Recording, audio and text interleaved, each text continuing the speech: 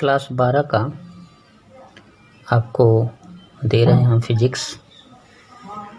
ये विद्युत धारा और चुंबकीय प्रभाव का ये टॉपिक है।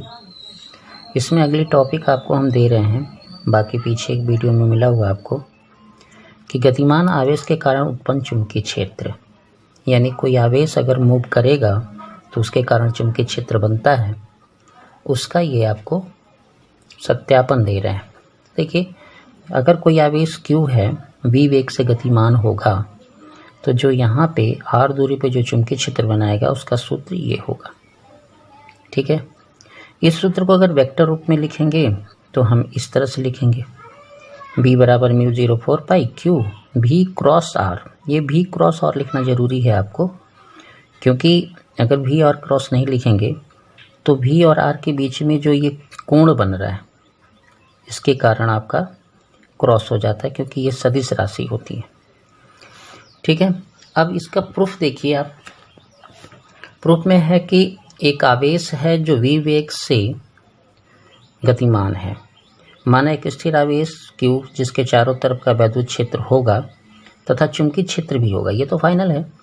आवेश के कारण चुंबकीय वैद्युत क्षेत्र बनना तो कॉमन बात है, लेकिन चुंबकीय क्षेत्र भी बनेगा और उस क्षेत्र का मान क्या होगा उसका हम प्रूफ कर रहे हैं। तो यदि Q आवेश जो है सूक्ष्म समय अंतराल, ये समय अंतराल है आपका, समय अंतराल है ना, डेल्टा टी में डेल्टा एल दूरी तय करे तो डेल्टा एल बराबर v गुणे डेल्टा टी हो जाएगा। और अगर आवेश चलेगा समय के साथ तो समय की दर के साथ वो धारा भी बनाएगा, तो ये आपका धारा का हो गया, यानी डेल्टा एल बराबर v इंटू डेल्टा टी और धारा हो जाएगा Q बाई टी, दूसरा समीकरण। बायो-सेवर्ट नियम क्या कहता है कि जब धारा चलेगी तो उसका चुंबकीय क्षेत्र इस सूत्र से आता है। तो इसमें देखिए हमने क्या किया कि μ0/4 पाई I की जगह Q बाई टी लिख दी 2 से, और L की जगह भी डेल्टा टी लिख दिया और साइन थीटा। ठीक है, तो डेल्टा टी यहाँ कट जाएगा, तो ये आपका आ जाएगा B बराबर μ0/4 पाई Q भी साइन थीटा बटे आर स्क्वायर। ठीक है, हम कैसे चेंज करते हैं इसको, V क्रॉस R अगर लिखना चाहें तो हम कैसे करते हैं, V R साइन थीटा लिखेंगे, तो R हमारा ऊपर एक बढ़ जाएगा, तो इसीलिए R जो है नीचे एक ठो बढ़ जाएगा। जब इसको हम अदिश राशि में करेंगे तो R एक ठो कट करके फिर यही सूत्र देने लगता है। ये आपको समझ में आ गया होगा।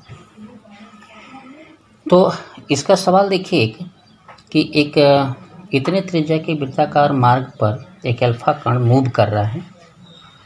ठीक है,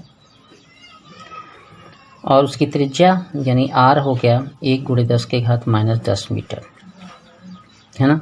अल्फा कण है यानी Q का मान हो जाएगा 2e के बराबर, यानी 2 × 1.6 × 10⁻19 कूलम। जो चुंबकीय क्षेत्र बनता है वो μ0/4 पाई Q भी साइन थीटा बटे आर स्क्वायर। ये तो समझ में आ ही रहा होगा। μ0 का मान होता है 10⁻7, Q का मान आपका 2 × 1.6 × 10⁻19 और भी है आपका 3 × 10⁶। ये दिख रहा होगा आपको। ठीक है, और साइन थीटा देखिए, वृत्ताकार पथ पर जो भी गति करता है उसका त्रिज्या के साथ जो वेग का कोण होता है वो 90 डिग्री का होता है। तो थीटा यहाँ पे 90 डिग्री लेने के कारण यहाँ हो जाएगा 1 बटे r, यानी 1 × 10⁻−10, 1 × 10⁻−10। अब यही आपका हल हो जाएगा। ठीक है, तो ध्यान से देखिए, ये देखिए आपका बन रहा है 19 और 7 26, और ये सब मिल कर के बनाएंगे 26, यानी ये सब कैंसिल हो जाएगा। तो आपको बचता है, जो आपको बच रहा है वो 2 × 1.6 3 बटे 1। ठीक है, 3 दूना 6 कह दीजिए, 16 छक्का 96 हो जाएगा, यानी 9.6। ठीक है ना, आपका यही आंसर होगा वेबर प्रति मीटर स्क्वायर। समझ में आ गया। एक सवाल और दे रहे हैं इसी में का, कि एक इलेक्ट्रॉन के चारों ओर इतने मीटर की त्रिज्या है। ये त्रिज्या आपकी फाइनल हो गई 5.1 × 10⁻⁴ मीटर। वृत्ताकार में इतने साइकिल पर सेकेंड, यानी ये आपकी आवृत्ति है 6.8 × 10⁻15 साइकिल पर सेकेंड, आवृत्ति इसको बोलते हैं।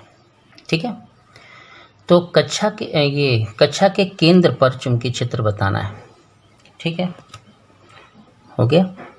अब इसके लिए आपको क्या करना होगा ये जानिए।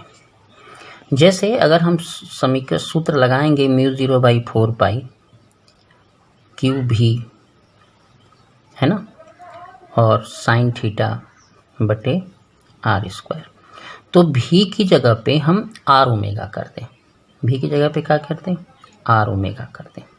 हो सकता है, क्योंकि अब एक और चीज़ बता देते हैं इसी में, ओमेगा की जगह हम लिख दें 2πn, क्योंकि आवृत्ति दिया गया है, आवृत्ति है ना आपके पास। तो b बराबर हमारा क्या लिखेंगे सूत्र में, μ0/4π, Q आपका होगा ही, भी की जगह हम लिख देंगे r ओमेगा sin θ/r²। ये समझ में आ रहा होगा आपको। अब धीरे धीरे मान रखेंगे हम लोग। इसका मान हो जाएगा 10⁻⁷। Q के लिए इलेक्ट्रॉन है आपका, तो एक इलेक्ट्रॉन का जो आवेश होता है वो होता है 1.6 × 10⁻19, तो वो भी रख लेते हैं 19। एक r यहाँ से कैंसिल हो जाएगा, तो एक r नीचे बचेगा। ओमेगा की जगह हम लिख देंगे 2πn, और sin θ तो 90 डिग्री का होगा तो 1 हो गया ना, ये 2πn है बटे r। तो b बराबर हो जाएगा, देखिएगा 7, 1.6, 19, 2, 3.14, और आवृत्ति आपकी है कितनी है 6.8 × 10⁻15। ठीक है, बटे r हो जाएगा आपका 5.1 × 10⁻11। ये हो गया आपका। b बराबर हम एक और देख सकते हैं, 19 और 7 हो जाएगा आपका कितना, 9, 7, 16, यानी 26। ये 10⁻15 आपका यहाँ दिख रहा है। अंक को एक साथ रख लेते हैं, 6, 2, 3.14 और 6.8 हो गया। और इस 11 को अगर हम ऊपर ले जाएं तो ये 11 ऊपर चला जाएगा, बचेगा 5.1। यहाँ देखिए ये पूरा 11, 15, 26 होगा, ये 26, यानी ये कैंसिल आप कर सकते हैं, सबका मान 1 आ जाएगा। तो b बराबर हो जाएगा 1.62, 3.14, 5.1, सॉरी 6.8 बटे 5.1। ठीक है, तो हमने आपका ये हल किया है। इसको गुणा करेंगे तो 68.32 आएगा, 5.1 आएगा, जब भाग देंगे तो 13.39 आएगा। ये हो जाएगा आपका आंसर। ठीक है, अब एक और चीज़ देखते हैं हम लोग, एम्पियर का परपथीय नियम बहुत स्पेशल है, इसके अनुप्रयोग भी हैं आपके लिए, तो अनुप्रयोग भी आपको देखना चाहिए। फिलहाल तो ये देखिए, एम्पियर का परपथीय नियम, एम्पियर्स लॉ, सर्किट्स लॉ।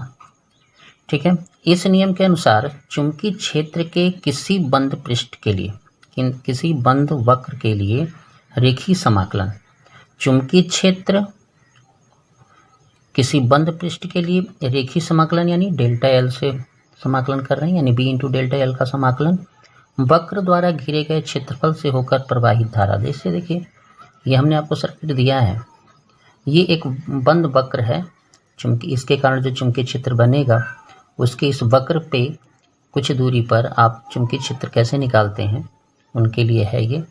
क्षेत्रफल से होकर प्रवाहित धारा I का μ0 गुना होता है। ठीक है, फिर से जैसे आपका गॉस नियम था वैसे ही आपका ये नियम है। तो चुंबकीय क्षेत्र B के किसी बंद पृष्ठ के लिए रेखीय समाकलन वक्र द्वारा घेरे गए क्षेत्रफल से होकर प्रवाहित धारा I का μ0 गुना होता है। ये आपका नियम है केवल। अब सत्यापन हम आपको दे रहे हैं, समझिएगा। एक लंबा रेखी चालक जिसमें I धारा बह रही है, ये चालक है आपका जिसमें I धारा बह रही है। तार के चारों ओर R त्रिज्या का एक वृत्ताकार पथ है, ये R त्रिज्या का एक वृत्ताकार पथ है। केंद्र O है, O पर उत्पन्न चुंबकीय क्षेत्र, देखिए सीधे चालक के कारण R दूरी पर चुंबकीय क्षेत्र की तीव्रता का सूत्र ये होता है, ठीक है। ये आपको हमने लिख दिया, B बराबर μ0 2πi/r। अब डेल्टा L अल्पास लंबाई के कारण B की उपस्थिति में जो रेखीय समाकलन होगा वो B डेल्टा A होगा, देखिए, ठीक है ना। डेल्टा L पथ पर यहाँ पे छोटी दूरी में, ठीक है ना, तो इसका रेखीय समाकलन लेंगे तो ये लिखेंगे। वेक्टर हटाएंगे तो delta L sine theta cos theta आएगा, है ना, कॉस 0 माना जाएगा। अभी डेल्टा L है, यानी डेल्टा ये समाकलन B डेल्टा L बराबर B समाकलन डेल्टा L। डेल्टा L को बड़ा करेंगे तो हम क्या मिलेगा, हमें ये परिधि मिलेगी R त्रिज्या वाली, तो ये आपकी परिधि हो जाएगी, ठीक है। यानी यहाँ जो डेल्टा L है इसको अगर हम समाकलित करेंगे तो 2πr लिख सकते हैं, ठीक है। ये आपका समाकलन ही लगा रहेगा, समाकलन है वेक्टर के साथ। अब देखिए जो हमारा ये 1 में आया हुआ है मान, वो हम इस B की जगह पे रखेंगे तो μ0/2πi/r 2πr। यहाँ देखिए R से R ये कैंसिल होगा, 2π से 2π कैंसिल होगा, तो आपका बचता कौन है, ये। तो ये B के सापेक्ष डेल्टा L का जो समाकलन है, या डेल्टा L का जो समाकलन है बंद पृष्ठ के लिए, जो μ0 गुणे I आया। यही आपका परिपथीय नियम में बोला था, देखिए लिखा है। चुंबकीय क्षेत्र B के कारण, जो नीचे B दिख रहा था, किसी बंद वक्र के लिए रेखीय समाकलन, जब क्षेत्रीय समाकलन होता है तो उसमें क्षेत्रफल लेते हैं, लेकिन यहाँ रेखीय समाकलन है तो डेल्टा L लेंगे। वक्र द्वारा घेरे गए क्षेत्रफल से होकर प्रवाहित धारा I का μ0 गुना होता है, वही आपका यहाँ पे प्रूफ कराए हमने, ठीक है। ओके, धन्यवाद। आप अगला वीडियो न्यूमेरिकल का पाएंगे या तो एम्पियर का परिपथीय नियम का अनुप्रयोग का पाएंगे, वैसे आपको मिलेगा थ्योरी का ही या न्यूमेरिकल का। चैनल को सब्सक्राइब करिए, तब आपको वीडियो लगातार मिलेंगे, और नहीं तो प्लेलिस्ट में जाना पड़ेगा आपको वीडियो क्लियर करने के लिए।